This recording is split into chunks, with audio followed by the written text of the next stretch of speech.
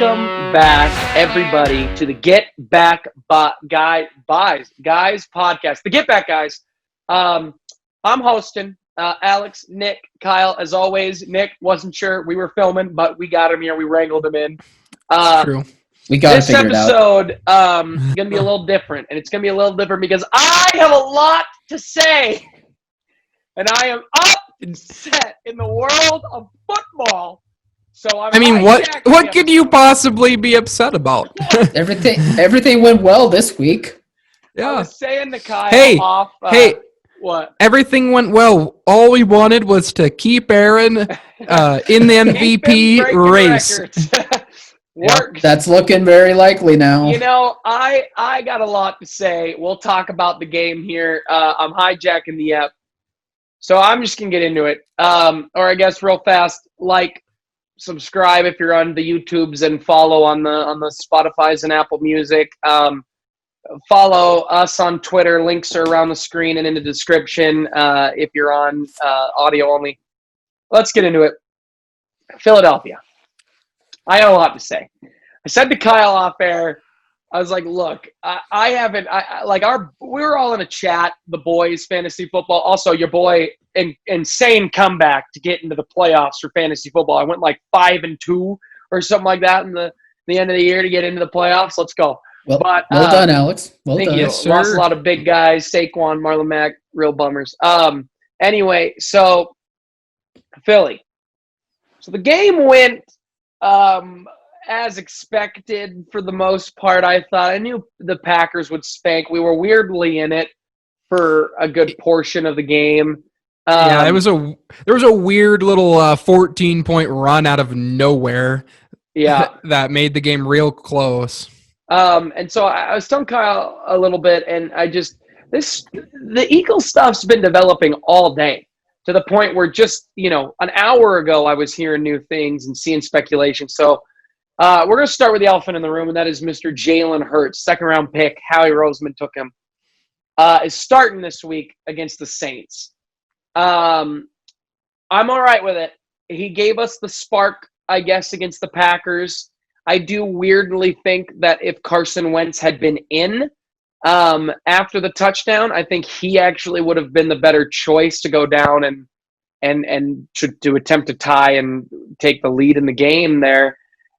Because I think he's been there before. He's had comeback wins. He's so far, obviously this season's an outlier, but I think he would have been better because the stuff Jalen did after the great touchdown, because he had a lot of good money moves. He did bring a lot of momentum to the offense with just his escapability and runability, but we weren't going to win the game. I feel awful for Carson Wentz. I feel horrible for him. I have really gotten behind him. We have people that are kind of part of our football group who have taken shots at me quite a bit to the point where it's crossed some lines at times. And it's pushed me more into my love of Carson Wentz because I want him to succeed because he has the talent and he has the ability to be that good and to be what he was in 2017. The man's story is absurd.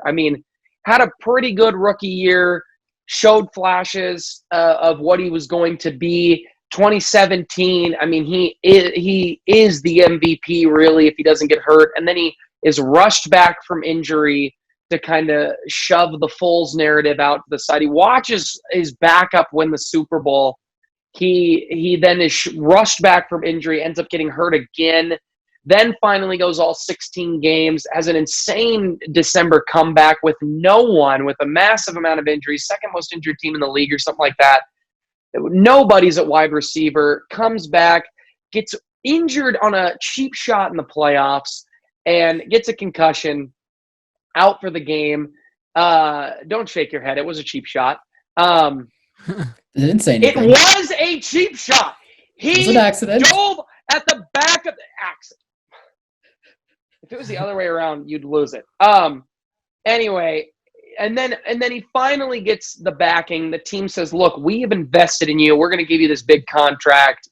We know you're the guy to lead this team. And then they put no one around him. or old guys who are living off their name around him. And then they go and draft a quarterback and say, look, just in case you're not what we think you are, we got this guy behind you. And then the season goes down the crapper, and now he's benched. And the big narrative, Doug has said it, said in his press conference, I'm going with Jalen Hurts. He gave us a spark in the Packer game. I think right now we need that spark. I have all the faith in the world in Carson Wentz. He is a great quarterback in this league and will be a great quarterback in this league and all this stuff. The team has seemed divided. Fletcher Cox is out here tweeting things, retweeting stuff in support of Carson Wentz and that he should be the starter. Jason Kelce talked a lot today in his interview about, hey, we do have Jalen's back, but Carson Wentz is our guy. Fletcher Cox said Carson Wentz is his best friend on the team. There's been all these rumors that Carson Wentz isn't coachable. He's not a great locker room guy, and yet I have been so invested in the team that I've seen nothing but him say the right thing, do the right thing. I haven't heard anything about, obviously from an anonymous source that said they heard he was uncoachable. I have heard that he's really great with the coaches.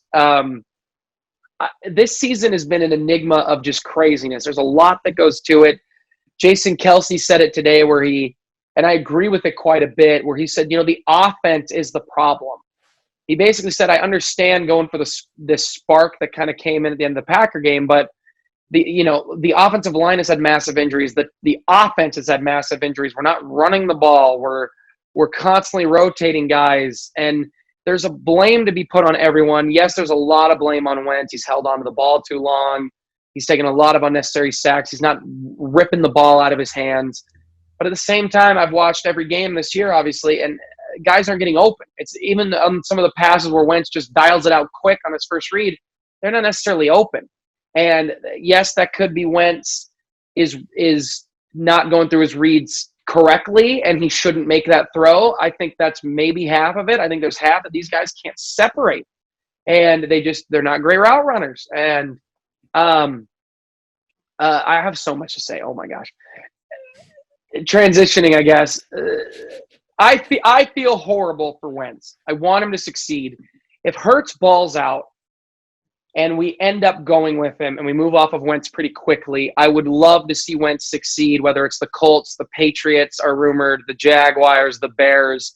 I would be I don't want him to go to the Bears because I want my boy to be doing well here. Sorry, Zach. But like the Colts, I would love, because obviously that's the narrative, is Frank Reich was the guy that made him great. I do think that is a little bit of tunnel vision biased. I think the narrative is, well, he was amazing when Frank Reich was there and Frank Reich's gone, so he's bad. I think Doug's calling the plays all that year.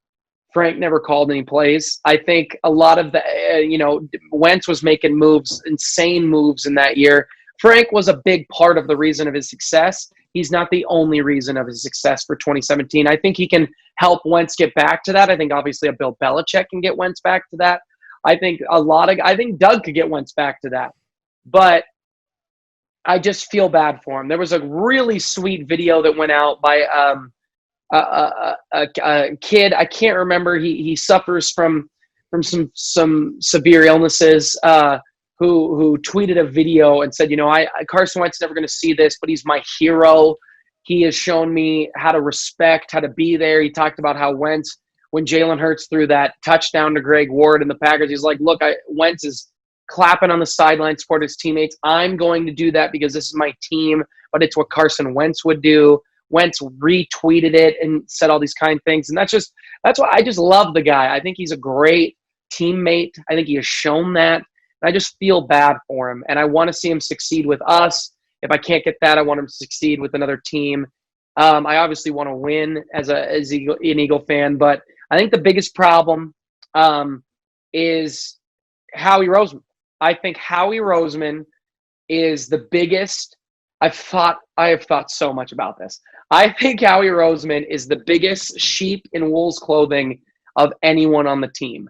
I think he tricked us in 2017 and lightning struck.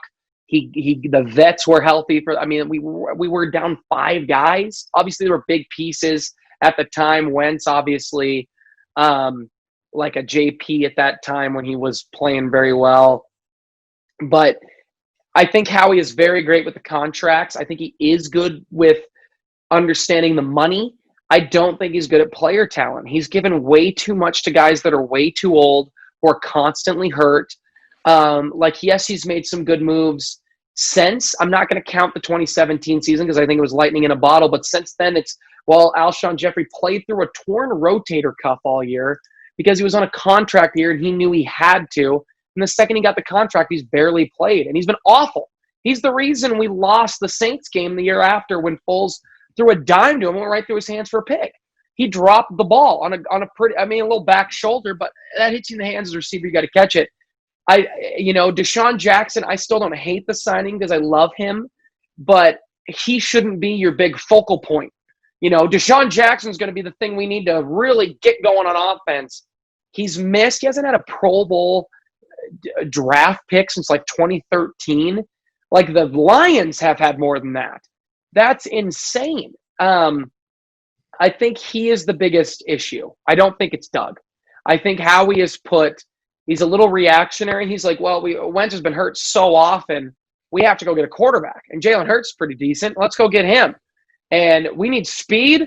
Jalen Reagor seems like the fast guy on the team. Let's get him over a Justin Jefferson or instead of trading up for a couple guys. And I like Reagor. Rager's 21. He's got plenty of time to be an absolute stud. I think the punt return in the game showed that when the offense can really figure out what their problem is, that he will flash. So he's got plenty of time. I still don't hate the pick. But, I mean, we not drafting defensive guys. We're constantly bringing back Jason Peters, who's 38 and should have retired. As much as I love him, I sang his praises when we first re-signed him. I thought it was a good move. I've made a mistake. I think he is the biggest problem. I do not think it's Dougie P. I think Doug has made some problems. I think he's really struggled on his coaching staff, but I do not think he is the main problem with this team. I think Doug should get another year, whether we trade Wentz or let them compete in camp. If Hurts balls out, if Hurts does not ball out, I mean, if Hurts plays awful, I can see Hurts getting benched half of the Saints game to put Carson Wentz back in. I think Doug deserves another chance. I still low-key want to move off of Jim Schwartz, but the defense has weirdly been good, even though I still am watching stuff that I hate. But same with me. Yeah, I get it. Well, I don't. Seahawks. Your defense is not statistically good. Ours is. It's gotten better, but I still hate our coordinator. Still couldn't handle Colt McCoy a week ago. We'll get to that. We'll get to that one. Go ahead, Alex. Take your time. When we get to Colt McCoy, are you kidding me? You already know what's coming. That's why I hijacked the episode. But I think Howie needs to go. If he stays in the facility, which there's rumors that he might, that Jeffrey is going to move him to basically being like the head of contracts and like money. And I'm okay with that, but we need a real player evaluator in the building.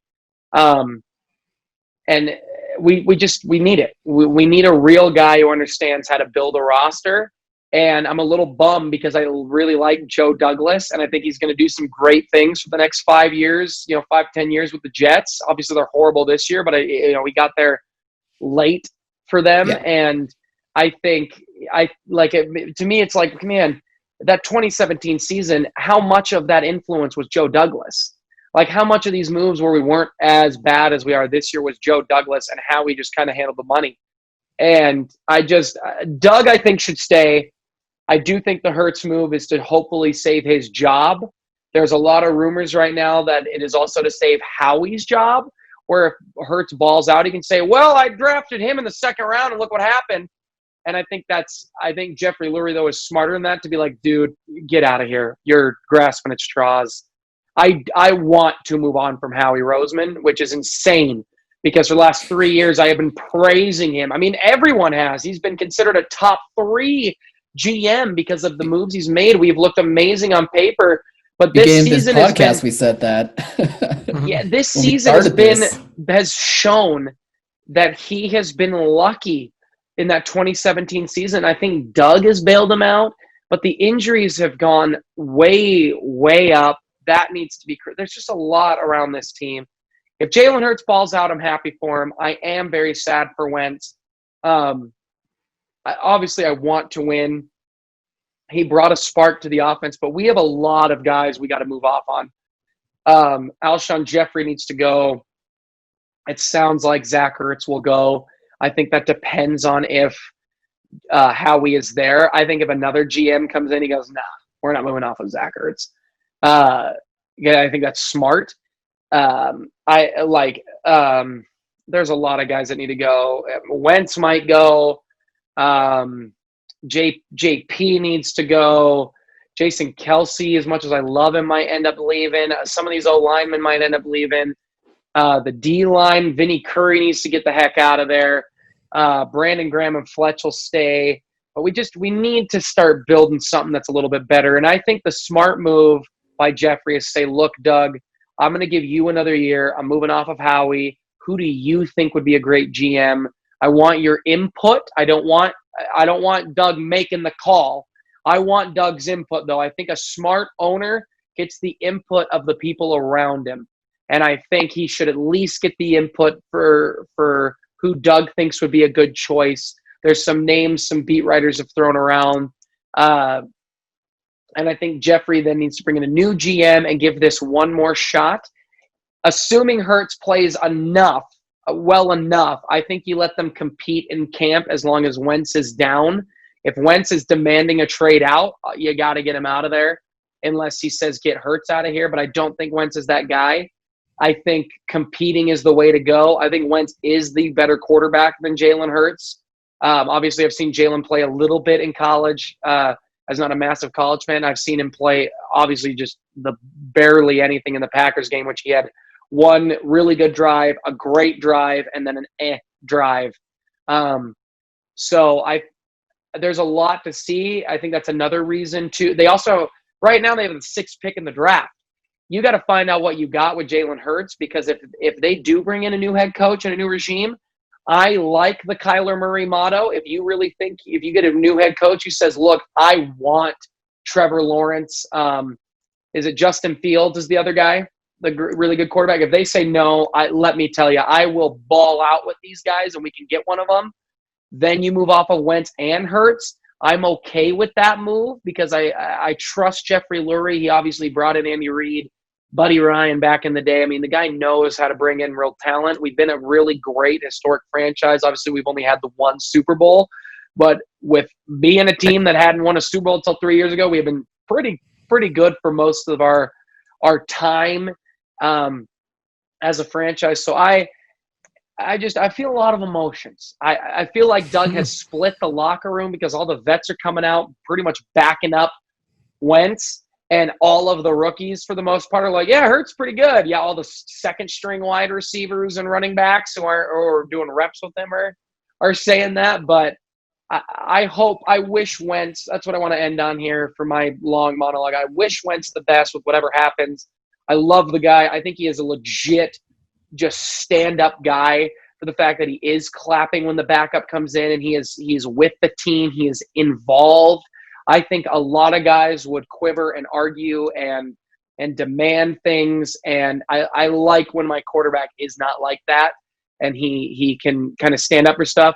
Just as I about to ask the two of you, I love shout out to your boy, Nick, Aaron Rodgers. I love what he said about talking to Wentz. I knew he wasn't going to say what he said, but that Rodgers, watching Jalen Hurts get put in, is saying to him, look, man, I know it's hard times. You have been through a lot of hard times. I've been there in ways.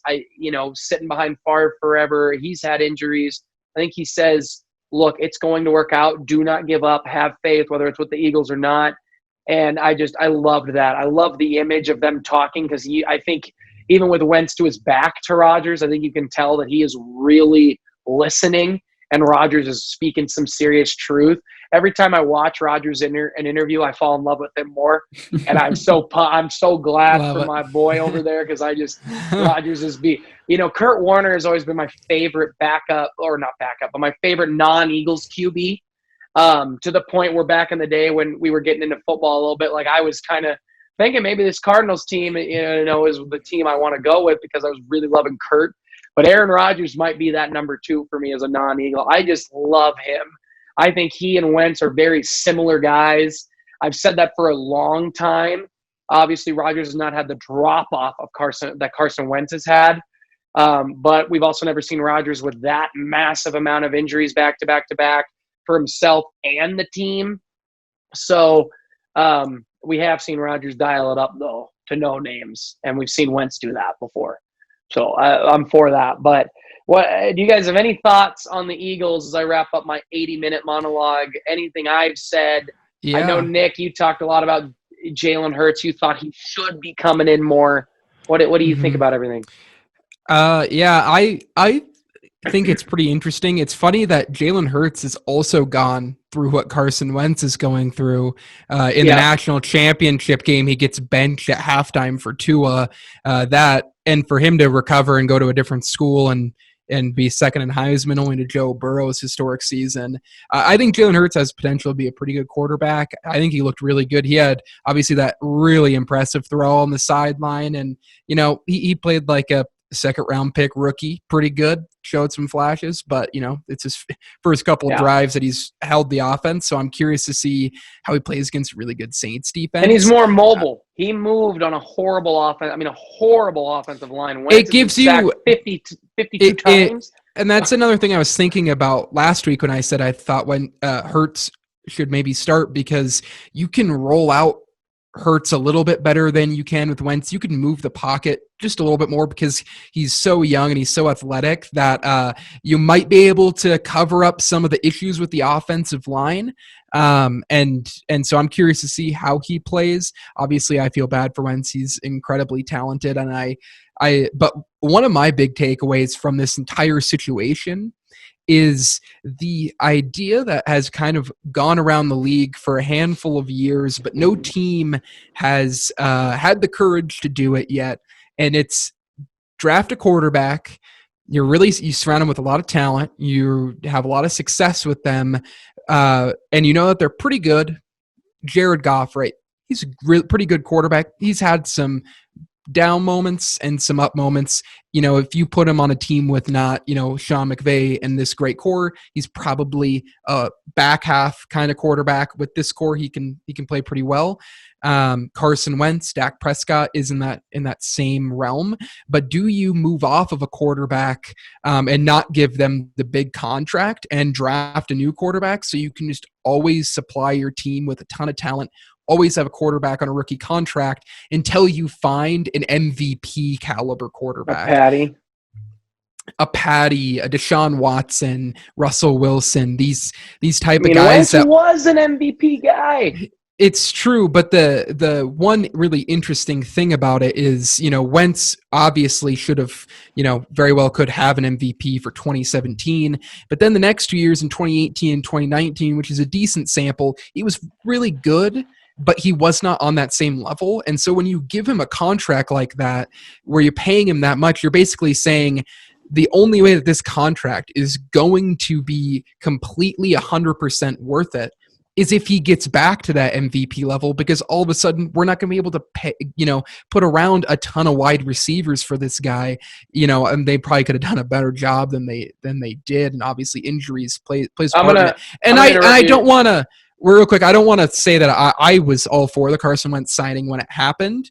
But I think just looking in the future, we might see quarterbacks coming up like Dak Prescott. Do you pay Dak Prescott $40 million, or do you move off of him, draft a quarterback, and because the only way that Dak is going to live up to that $40 million contract is if he keeps improving. If he ever regresses with less weapons, all of a sudden you've put yourself potentially in a bad position. So I think it's a really interesting idea. Will we see a team, play 5 years with a quarterback, draft another quarterback around year 4, and then move on from him and go with that other guy? It's going to be interesting if a franchise ever takes that leap. Yeah, I want to point something out here real quick, and then we can get to Kyle's thoughts. 2 things I saw that a couple beat writers in Philly said. One of them said, I've been covering this team for, it was 25, 30 years, and I have never seen a GM work so hard to not put talent around his starting quarterback that he's invested a lot in. And he went into kind of in depth. There was quite a few tweets about it, and just the guys he's put around him, the things he's done. He just hasn't. Howie really hasn't done a lot for him. I mean, the 2017 season, when he does have consistency and it did work, and Alshon Jeffrey is playing pretty good, and Torrey Smith was all right, and Nelson Aguilar was balling out because they were paying a lot of attention to the other two guys. We're running the ball really well. That's an outlier. We stopped getting to that. Another thing I saw that a beat writer was talking about was one of Doug's comment was, to get back to this, we have this spark. We think Carson Wentz is going to be a great quarterback in this league. He is a great quarterback in this league, but we need to get back to what we do best. That's run the football, change up the offense. And the tweet from the beat writer was, why is Doug so good at doing this for everyone but Carson Wentz? We've been watching you not change up the offense and not run the ball. Why are you suddenly putting in a backup to say to do that?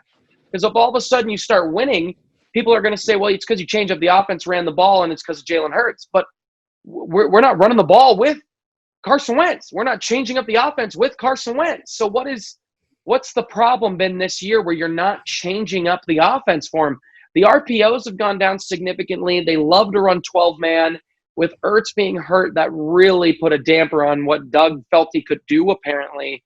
And I just think we need a real offensive coordinator in there, an outside guy, not a homegrown guy, and who can come in and, like Frank did, and say, look, I think we should do this, this, this, and this for the game plan.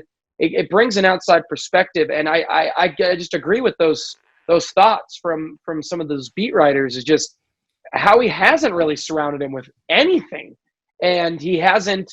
And Doug constantly talks about doing all this stuff, but he doesn't do it for Wentz. We never ran the ball a lot, even in 2017, to the point where I remember it became a big issue. And you hear interviews back in the day from LeGarrette Blount, Jay Ajayi, when he finally got traded over, saying, like, we had to have a conversation with Foles or Wentz on the sideline, and Doug and Frank Reich, and say, run the ball.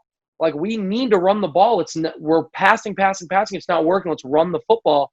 And we just got to get back to that. But anyway, I had to rant about it. Kyle, what do you think about the whole Eagles situation before we get to me ranting about your Hawks? Well, at the start of this season, like, I was really impressed by how he was as a GM. Like, I was agreeing with you that he's like a top 5 GM because of what you were saying. Like, he was handling the money really well. He was handling trades really well. And I thought some of the paper. And yeah, there was draft picks. Not all of them were his, but there were some where I was like a Jalen Reagor, where I was like, I mean, I would think Justin Jefferson's the better guy, but I think Jalen Reagor is at least a really good talent that can work with your scheme.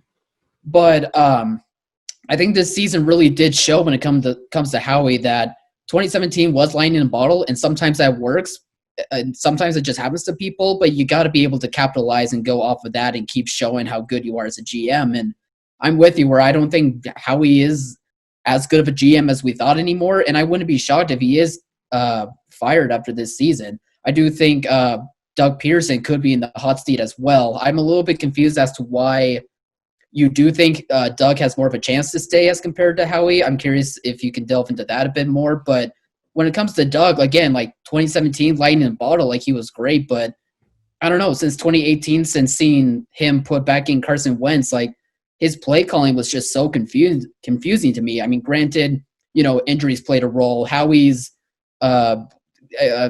figuring out what talent to draft her and to put into the scheme didn't help anything. But at the same time, there was still just more times that I can count to where I was more confused by the game plan than by, the talent that was on the field with or without injuries.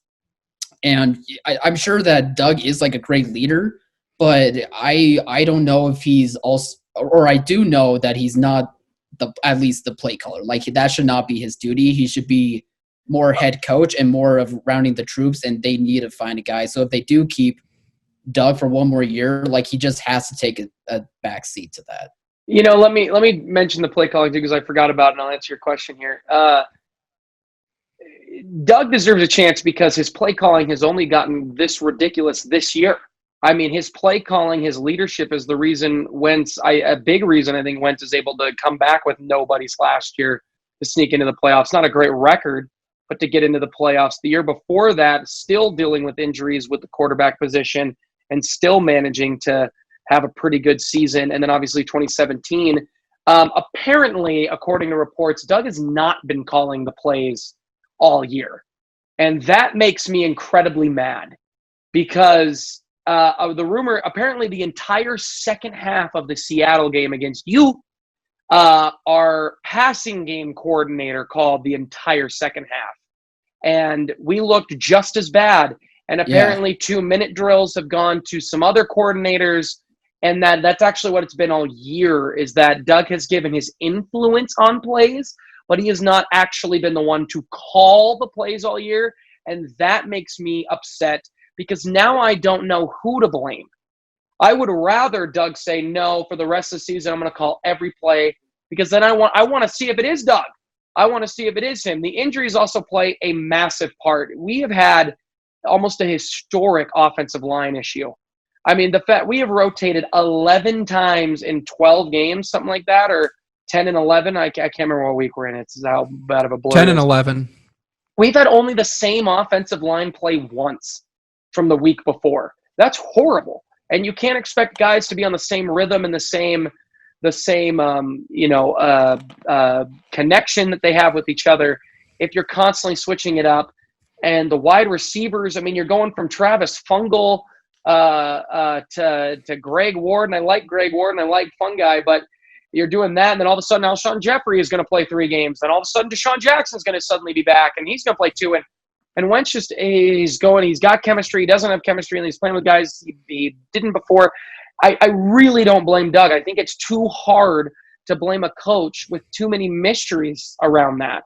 I feel like that would be like, I don't know, like me as a teacher, bringing in other people all the time, but then me being blamed for it when kids aren't getting something, when I bring somebody else in to do my reading work, you know what I mean? And like somebody else to do this. And Doug deserves another chance. I think Howie has shown that he has not been very good, and Doug's coaching is the reason that it looked good.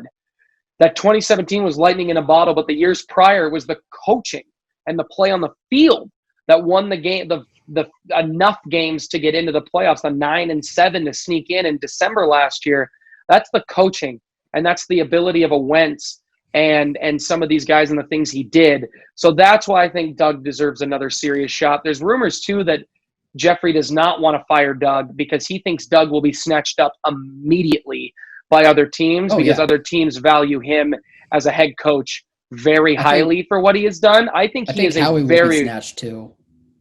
I do not think Howie will be immediately a GM. I think Howie has really crapped the bed. I'm telling you, I think Howie Roseman is the wolf in sheep's clothing more than anyone.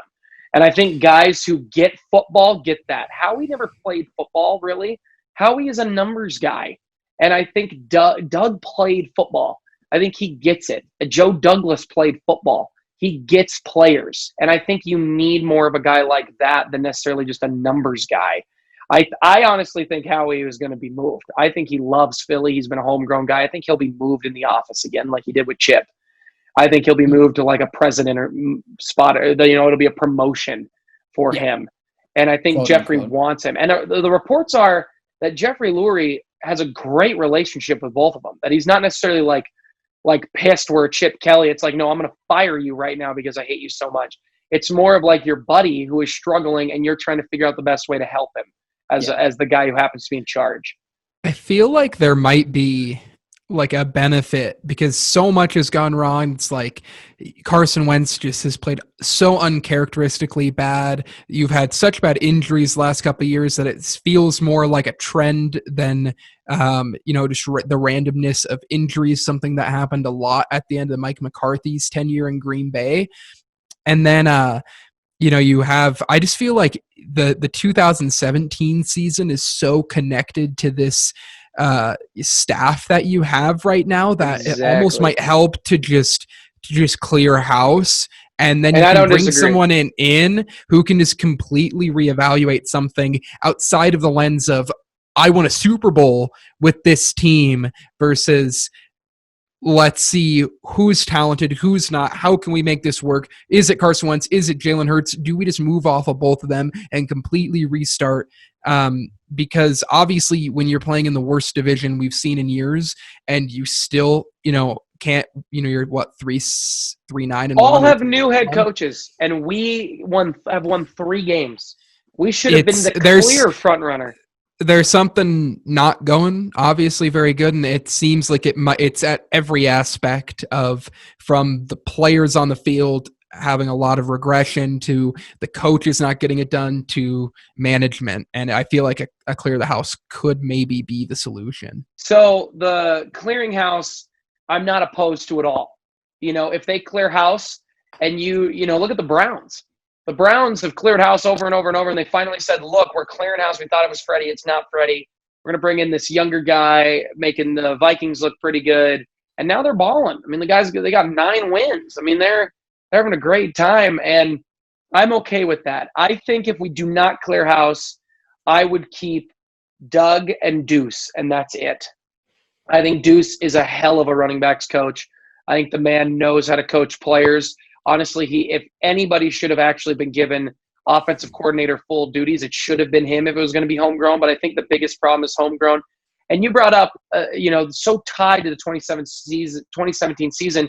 And I think it is fair to bring it up when you see Wentz to say, hey, look what he did do that year. And then look what he actually did in 2018 when he was actually still pretty good. And then 2019 when he literally put the team on his back to – a lot of laughs there, 2 giggles. Sorry, it lagged real hard, and you had the face was like, yeah, you lagged really bad. You 2 did that for me, and I just avoided it. I just avoided the on-camera problems for the audio listeners, so they didn't have to be subjected to such a thing.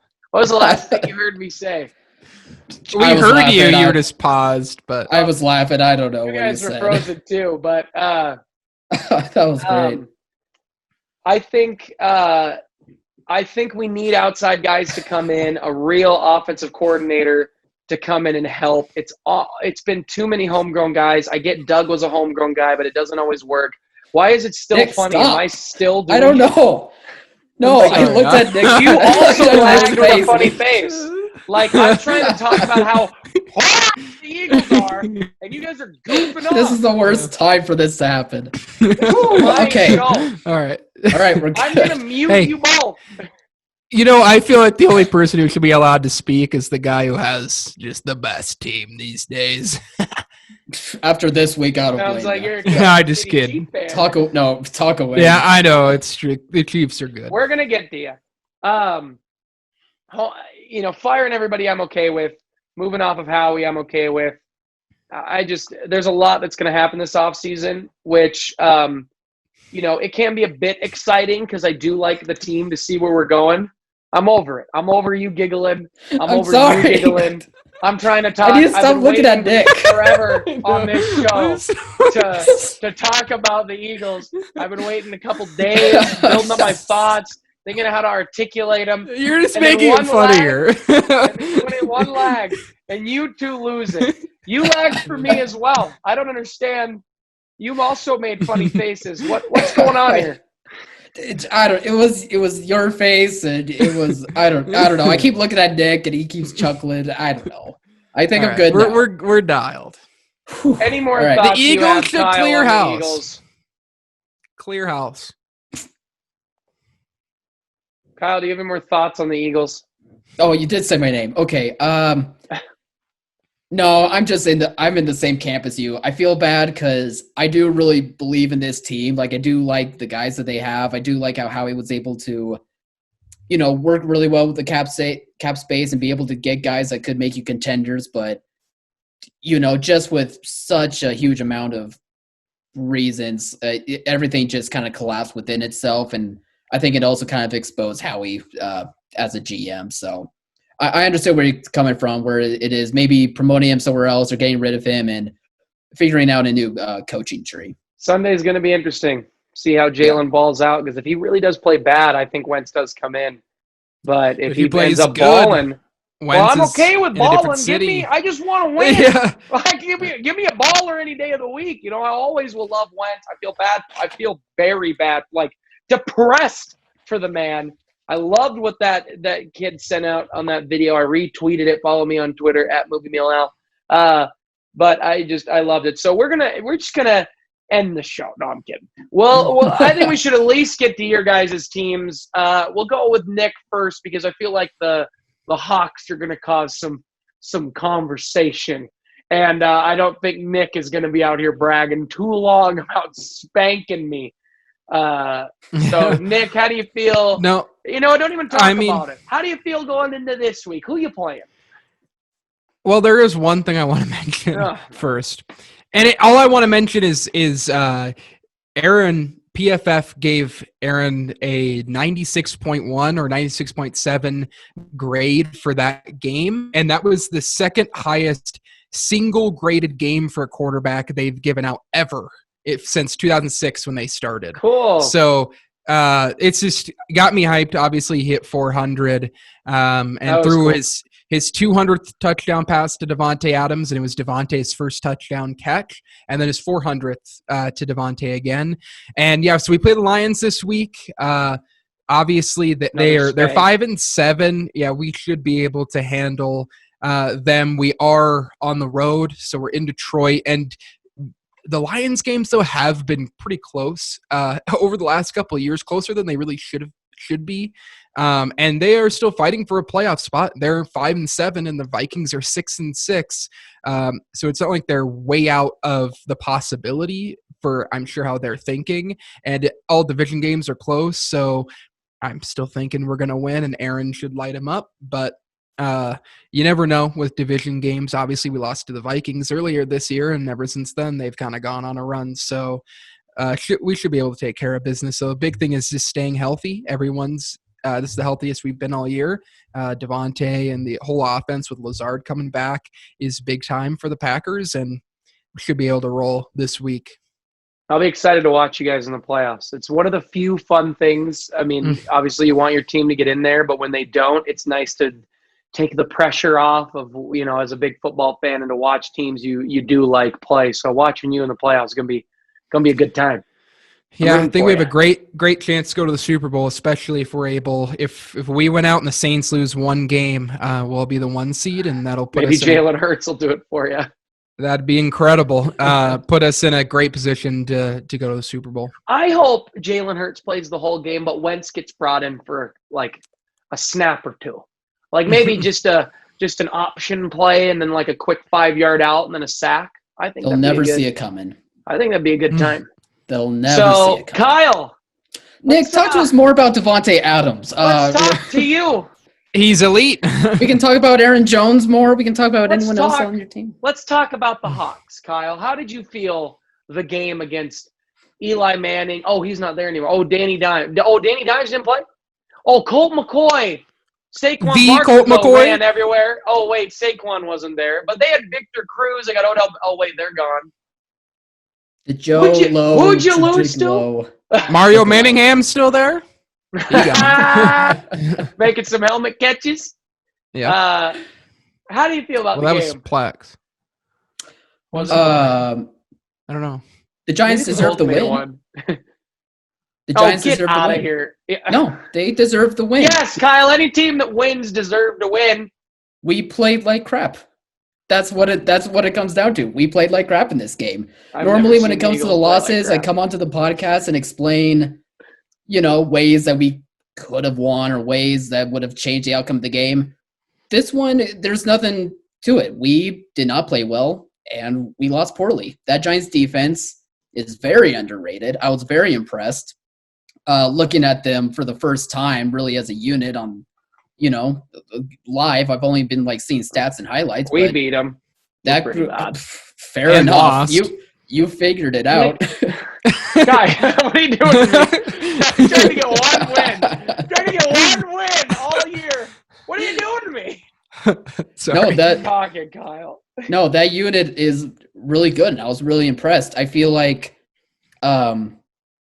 seeing that unit being worked so well together, it gives me hope for the Giants franchise that they do have a pretty solid head coach in Joe Judge. I don't know what his coaching style is or anything, but it just seems like he was able to get that unit to really, shape up and be able to take over our offensive line. It was just putrid. Remind me of the many years that Russ has had to deal with bad O-line play. And they were just able to get, to Russ, and they were just able to stop him. And they almost looked like they gave Russ the yips, which I barely say, but that's just what it looked like. It looked like Russ had the yips because there was just nothing that was stopping that unit. I wasn't too mad by our defense. I mean, yeah, the Colt McCoy beat us, but really, it was Wayne Gallman and the old body of Alfred Morris and their run game that was just somehow. So that makes you feel better? That old man Alfred Morris and Wayne Gallman. Who the heck's Wayne Gallman? They stopped you instead of Colt McCoy? It doesn't make me feel better. I'm just saying it wasn't Colt McCoy. But I wasn't too mad by the defense because at least we were able to look better than I've seen, in past other games at the beginning of the season. We didn't look abysmal, but it just goes to show with Norton, he kept seeing them running with either Gallman or Alfred Morris, and, he kept thinking, well, there's no way they're going to run again. Oh, they gained 12 yards? Well, there's no way they're going to run again. Oh, they gained 20 yards. Alfred Morris gained 20 yards, got a touchdown. So it just makes me furious about the coordinator, but I thought the defense overall played all right. And there was just things, again, criticisms of Pete Carroll that I had weeks ago that came back into fruition with this game as well. It just, it's just frustrating because, this team we have the talent. We're better than we should be, but then we have moments where even a team like the Giants who, I give them credit. They have a good defense, but you would think that the Seahawks offense would be able to at least get over the hump and be able to at least put up 1 point to win the game. But do you listen to Russ's podcast? No. Oh. Why? What'd he say? He just had Dwayne Wade on because he knows talent. But I was curious. I didn't know he had a Nick. That's a win right there. If basketball wasn't starting, I might have jumped off a bridge by now. I am so pumped for basketball to be in 3 weeks. You kidding me? Nick's not going to be watching a lot of basketball 2 weeks from today. Holidays. You and me, a little ball time, huh? Oh, yeah. Let's get it done. Easy. Anyway, anything else, Kyle? I take it I'm not invited because I lost to the Giants, right? Exactly. Fair enough. I mean, I forgot you were coming up to where. No, the reason you wouldn't be invited. The reason you wouldn't be invited to basketball is because you watch the Lakers preseason games with Lonzo Ball more than you watch LeBron James and Anthony Davis win a championship. Kuzma put up a show. I forget that happened. I'm going to be honest. I had a hard time with your loss, your Hawks, and it's because last year I was roasted when the OK Eagles lost to obviously they're balling out this year, fins up always, but lost to the Dolphins who were not good last year. And you lose to an team, but you're supposed to be pretty dang good. And you lost. And I get roasted and nothing happens? Get out of here. What week did you play them? Probably around the same time. It was later in the year in December. It was before they started playing better. It was at the start of when they started playing better. The first half of the season? Yeah. Okay, that's probably why. Middle of the season. It doesn't change a thing. Does it? At all. No, they still had a high get out of here. You lost to the Giants with Colt McCoy, and you're sitting here telling me that me losing to Ryan Fitzmagic is worse? Get out of town. Alfred Morris ran for 46 yards. You let Wayne Gallman run for 128. Yep. And you're sitting here, get out of town. I'm just saying the team's coming together that Giants team is coming together when I was playing them this week. So good for Joe Judge and the Giants, but get out of here. You know what? You can roast me if you want. That's fine. I am horrible. What I'm curious about, and you two are both in this. Yeah. Okay. The beginning of the season, I got laughed at saying that the Giants would win 6 to 7 games, and they're about to win 6 or 7 games. They're at 5. Kyle and I said 3 to 5. Right now, we're winning. But Nick did see the signs on the wall. They were a little I bit just went better. from Now, I enemies didn't to think allies in a flash. I did not think that the Giants would be good enough to win the division, but I did think they'd be about this good this year. I just didn't realize the other three would be this bad. I was gonna say I don't think you realized how horrible. You didn't think our prediction would be this horrible. Yeah, but we had the Eagles going 11-5. They're 3, but I still thought that whatever. I thought the division would be better, and I still thought the Giants would be pretty decent. And for them to, there's a pretty big win for them. Their defense has been good all year. We mentioned, I know you mentioned it, Kyle, when they played the Rams, and it was 17-9, but the Rams were scoring on everybody else before that, and all of a sudden we were like, they only put up 17 points on the Giants, and they've really figured it out. I know Daniel Jones didn't play, but his last couple of games, he hasn't turned the ball over as much. And so the Giants they have a good defense. And if you play like a weather game against them, I wouldn't put them to beat any team in the playoffs, but it definitely could be a close matchup. And it looks like it could be Giants and Seattle running it back, which would be funny if Seattle lost a double doink to them. It'd be hilarious. And I'm not. Go ahead, Nick. Well, and I was just going to say really quickly on Seattle, this isn't, I mean, it's a bad loss, but the Giants have been playing good. Obviously, Colt McCoy is a joke at quarterback, and you should never lose to a person who's that bad at quarterback, even if they're running all over you, because they're running, right? And you're supposed to have good run. That is what confused me, is you guys you shut down Miles Sanders, didn't you? You had a pretty good run. You have a very good run defense. It's your pass defense. Top 10. Shut down Miles Sanders. We didn't use Miles Sanders, sir. It's true. They didn't use Miles. We didn't use the running back. I mean, when you have KJ Wright, Jamal Adams, and Bobby Wagner, you should be a pretty good run defense. So that was a little surprising to me, but it really didn't change my outlook on Seattle. I think we've kind of been on the same kind of pace where more than any other team of the upper echelon in the NFC, even more than the Packers, and definitely more than the Saints and like the Bucks, if we still think they're in it, and the Rams, Russell Wilson has to play at an MVP level for them to beat decent teams. Like that's just the reality situation. I lived through that with Aaron Rodgers for a decade, basically, where if he had one game where he wasn't dominant, we might lose that game. And it feels a little bit different this year for the Packers, just because we have a really dynamic running game, and our defense is good in spots, and it's been a little bit better this week until the fourth quarter last couple of weeks. But it really does feel like, Russ, I know there was a tipped pick, not his fault, and I know he had a fumble, but I don't know if that was his fault or Center's fault, because I didn't see it. But there have been a lot of turnovers. If he turns the ball over like he has, at times throughout this year, the Seahawks are probably going to end up being a wild card team and not really making noise in the playoffs. But if he gets back to what he was doing the first month of the season, they can compete with any team in the NFL.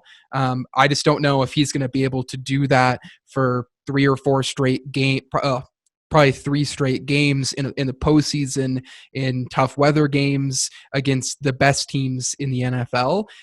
Is he going to be able to put up 3 straight MVP performances? That's what it's going to come down to for Seattle, and I think the Giants just reinforce that.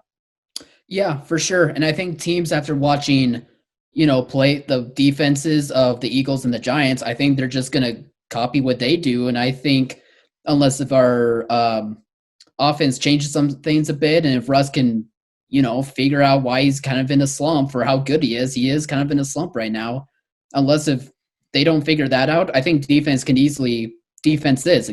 be able to stop our offense, and that's just going to cause trouble in those postseason and regular season games for the rest of the year, and especially when it comes to like the weather that's coming up. So, although the best thing that you have is you're playing the Jets next week. I hope, man, if Kyle destroys them and then they fire Adam Gase, that would be the greatest thing for the man ever. Not only that episode is going to be they fired. Oh, that episode will be a party. But also for Alex and I, if the Jets with Adam Gase beat you, it'll be a party for Alex and I. Now look, I'm going to be. I feel bad for my buddy when I'm really roasting the extreme Hawk fans who for some reason take unnecessary shots at specifically me. Then that we know, I'm not taking shots at my buddy. I'm just ranting because we're on a show. But it is a bummer you did lose. But Russ, too, you're talking a slump. He went from he's got to be the clear-cut MVP to he's having a pretty average year. I mean, good year, not average, but he's throwing 11 picks, 30-something touchdowns. Yeah, his turnovers are really bad because he also has a handful of fumbles, and he's obviously thrown a ton of touchdowns, but it hasn't been that many since like the first 5 games of the year where he was on pace to throw almost 60 touchdowns after the first month and a couple weeks. Yeah, he was. I think it was. Yeah. I remember looking at once. It was 58 touchdowns he was on pace for, and now he's might throw 40, probably 40 because he's playing the Jets, but which is still really good, but not as good as it seemed like it was going to be, which is surprising to me because I thought he had MVP on lock. He just had to cruise and not implode. Yeah, I mean, I think part of it is defenses are able to figure out how our offense goes, and our offense just can't figure out how to adjust. And that causes issues for how our game plan is, but also causes issues for Russ even. I do wonder over these past couple of weeks, I have kind of wondered if there maybe there's a shoulder injury that we don't know about, or maybe he has the yips. Has he ever been injured? He's got the bubble water. He doesn't get hurt. Well, I mean, I don't know. I'm just speculating. There really isn't anything to I'm not seeing him throw and be like, oh God, but I hope Wentz is hurt and that's why he is struggling. I would love to blame it on something other than just he's bad. And when I say the yips, I don't mean the Kirk Cousin type yips that we've seen the before, Wentz yips. or the Wentz yips, exactly. But I just mean the hiccups. It really is just his. Yeah. I think Wentz. I mean, not Wentz. Russ has had a little bit. I mean, obviously he's still playing pretty good, and it was just a really short stretch where it was really not very good, and it's back to pretty good. But I feel like he does, and this has always been an issue. He holds on to the ball too much, and a lot of sacks are on him. But he does play a little bit of hero ball, I think, and I think that's why he's had a few too many picks. But yeah, your offense is interesting because DK has turned into an absolute monster on one-on-one coverage, but he's also had a few games where he's shut down, and if you can stop the deep ball, I feel like you can stop this offense, and I think we said that early, but and DK's obviously is turning into a receiver who can play at every level of the game, but against the Rams and Jalen Ramsey, he did nothing, and I feel like that's possible to replicate, even if you don't have Jalen Ramsey, if you just hedge coverages to him, because I feel like teams play an absurd amount of single coverage on DK, and that's where he gets, he's leading the league in single coverage yards by a wide margin because he's just physically way better than everybody else he lines up against. I don't know. Obviously, what do you think, Kyle? Well, that's so funny because outside of him being covered really well by Jalen Ramsey and being shut down by him, I haven't really seen it to where he is being shut down lately. In fact, I think he's almost the only guy outside of Russ on the offense that is lighting it up. And part of that is because of single coverage, and the other part of it is because of how talented and how big his upside is. But I've seen Tyler Lockett being shut down pretty good. He doesn't, and I wonder if there is an injury with him as well that we don't know about, because he doesn't seem like the same explosive type guy. It's easier to shut down a guy who's 5'10" than a guy who's 6'5", and DK is just massive. You can't. It's harder to shut a guy like that down.